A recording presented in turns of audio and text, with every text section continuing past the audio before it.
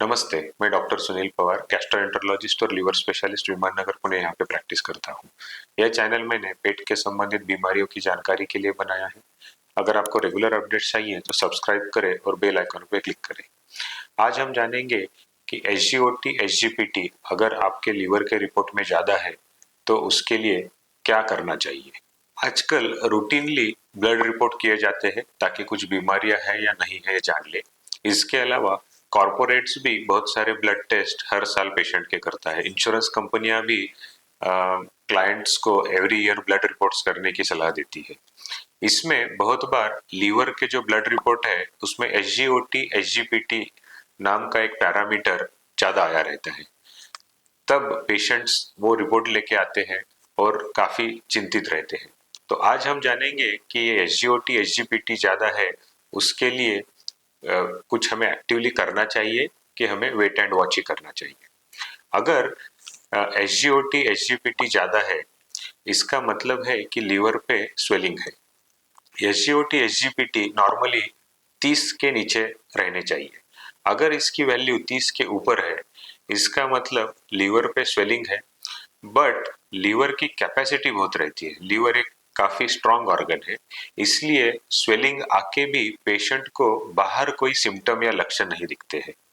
इसलिए लीवर में initial period में कोई भी लीवर की बीमारी रहे, उसमें सिम्टम नहीं आते हैं जब तक कि लीवर 80% डैमेज नहीं होता है। एसजीओटी, एसजीपीटी अगर ज्यादा है तो इससे लीवर डैमेज होने तक, 80% लीवर डैमेज होने तक कम से कम 15 से 20 साल चले जाते हैं। और जब बाहर लक्षण आते हैं तब ऑलरेडी सिरोसिस इस्टेब्लिश हुआ रहता है। इसलिए अगर आपके ब्लड रिपोर्ट में एसजीओटी, एसजीपीटी ज्यादा है तो उसके लिए डेफिनेटली आपको इवेल्युएट करना चाहिए कि वो क्यों बढ़ा है और उसका ट्रीटमेंट करनी चाहिए। तो हम जानते हैं कि एसजीओटी, एसजीपीटी डिरेंज रहता है और पेशेंट हमारे पास आते हैं तो हम उसे कैसे टैकल करते हैं। एसजीओटी, एसजीपीटी जब ज्यादा रहता है तो सबसे पहले हम ये जानने की कोशिश करते हैं कि ये सिर्फ लीवर के तकलीफ की वजह से है या ब्लड, मतलब ब्लड के बीमारियों में भी एसजीओटीपीटी डिरेंज हो सकता है, या तो फिर मसल के बीमारियों में भी एसजीओटीपीटी डिरेंज होता है। तो पेशेंट की डिटेल हिस्ट्री और फिजिकल एग्जामिनेशन की जाती है, जिससे हम ये ढूंढने की कोशिश करते हैं कि ये एसजीओटीपीटी डिरेंज का लीवर, मसल या ब्लड, इसमें से कौन सा ऑर्गन रिस्पॉन्सिबल है। इसके अलावा विटामिन डेफिशिएंसीज में भी एसजीओटीपीटी डिरेंज होता है, जैसे कि विटामिन बी 12 की कमी है, उसमें भी एसजीओटीपीटी डिरेंज होता है।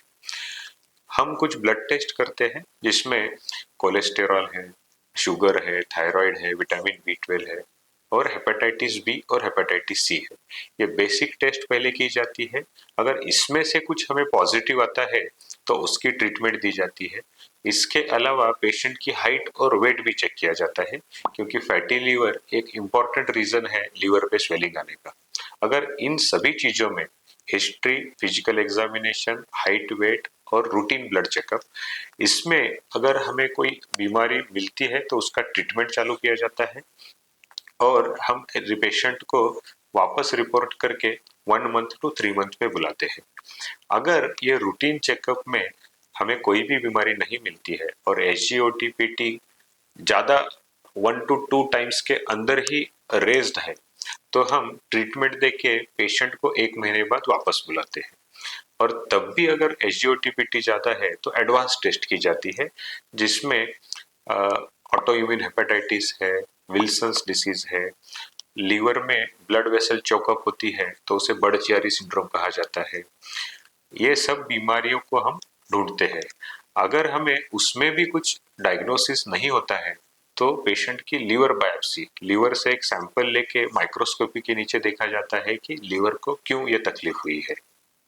इन सभी चीजों के अलावा लीवर को परमानेंट डैमेज हुआ है कि नहीं, ये भी हम पेशेंट्स में चेक करते हैं। ये चेक करने के लिए फाइब्रोस्कैन, एमआरआई या अर्फी नाम की टेस्ट की जाती है, जिसमें हमें लीवर में अर्ली डैमेज हुआ है कि नहीं या सिर्फ सूजन है, इसका पता चलता है। अगर लीवर में अर्ली डैमेज भी होता है तो लीवर एक स्ट्रांग ऑर्गन है। ये अर्ली डैमेज भी हम डाइट, लाइफस्टाइल और मेडिकेशन के जरिए पूरी तरह रोक के उसको 100% रिवर्स भी कर सकते हैं। तो इसके लिए अगर आपके ब्लड रिपोर्ट में SGOT, SGPT 40 से ज़्यादा है तो डेफिनेटली आप आपके गैस्ट्रोएंटरोलॉजिस्ट और लीवर के डॉक्टर से मिलिए, उसका कारण ढूंढिए और उसका ट्रीटमेंट करिए और हेल्दी रहिए। अगर आपको इसके बारे में कोई क्वेश्चन है तो कमेंट बॉक्स पे ज़रूर लिखें, उसके उत्तर देने का मैं प्रयास करूंगा। धन्यवाद।